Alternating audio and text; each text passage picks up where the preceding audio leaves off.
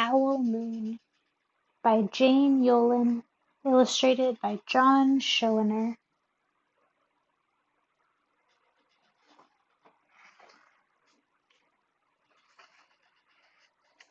Owl Moon.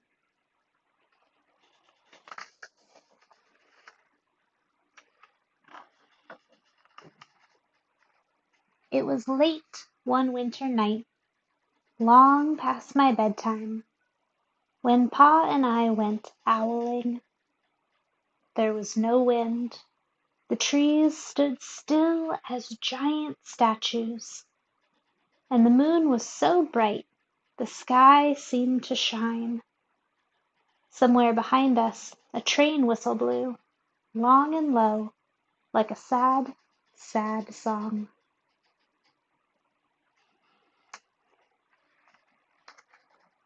I could hear it through the woolen cap Pa had pulled down over my ears. A farm dog answered the train, and then a second dog joined in.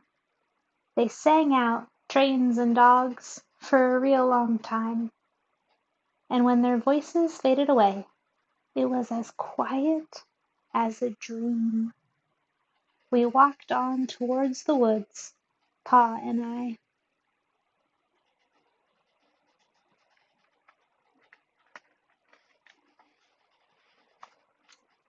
Our feet crunched over the crisp snow, and little gray footprints followed us. Pa made a long shadow, but mine was short and round. I had to run after him every now and then to keep up, and my short round shadow bumped after me. But I never called out. If you go owling, you have to be quiet. That's what Pa always says. I had been waiting to go owling with Pa for a long, long time.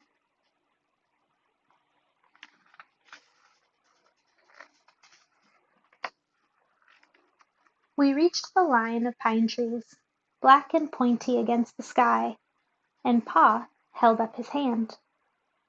I stopped right where I was and waited. He looked up, as if searching the stars, as if reading a map up there. The moon made his face into a silver mask. Then he called out, "Hoo! Hoo! Hoo! Hoo! Hoo! Hoo!" The sound of a great horned owl. "Hoo! Hoo! Hoo! Hoo! Hoo! Hoo!"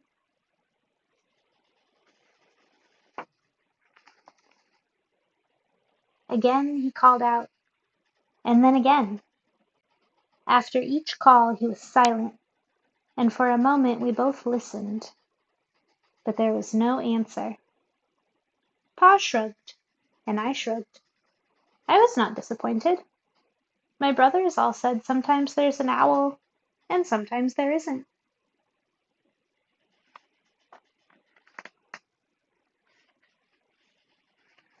We walked on. I could feel the cold, as if someone's icy hand was palm down on my back. And my nose and the tops of my cheeks felt cold and hot at the same time. But I never said a word. If you go owling, you have to be quiet and make your own heat.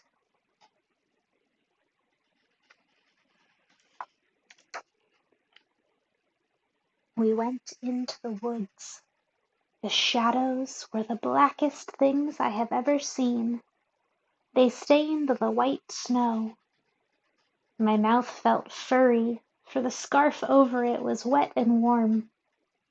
I didn't ask what kinds of things hid behind black trees in the middle of the night.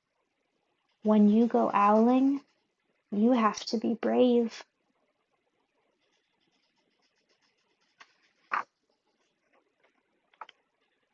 Then we came to a clearing in the dark woods. The moon was high above us.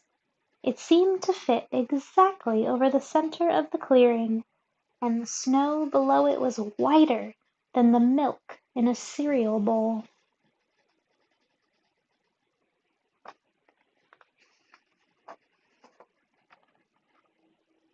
I sighed. and Pop held up his hand at the sound. I put my mittens over the scarf over my mouth and listened hard. And then Pa called out, "Hoo, hoo, hoo, hoo, hoo, hoo, hoo, hoo, hoo, hoo, hoo, hoo." I listened and looked so hard my ears hurt and my eyes got cloudy with cold.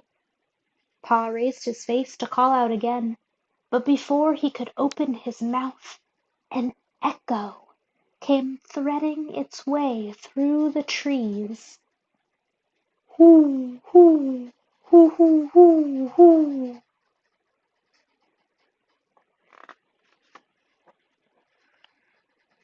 Pa almost smiled.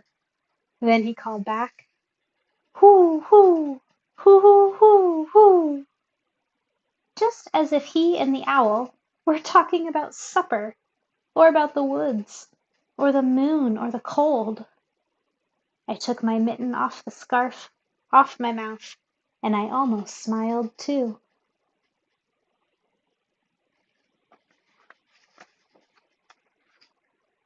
The owl's call came closer, from high up in the trees on the edge of the meadow.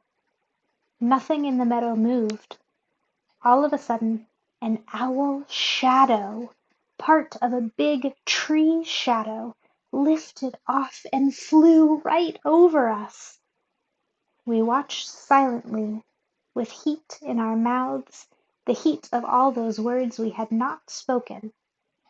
The shadow hooted again.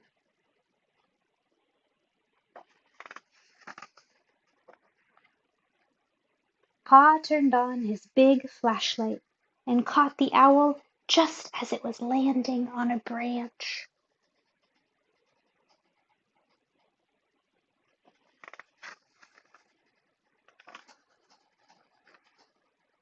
For 1 minute, 3 minutes, maybe even 100 minutes, we stared at one another.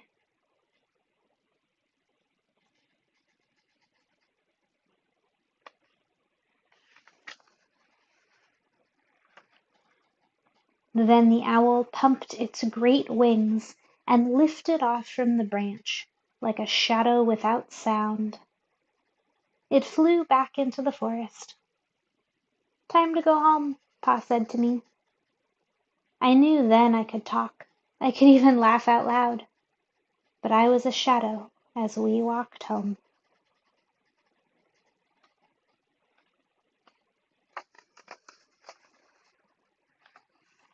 When you go owling, you don't need words or warm or anything but hope. That's what Pa says. The kind of hope that flies on silent wings under a shining owl moon. The end.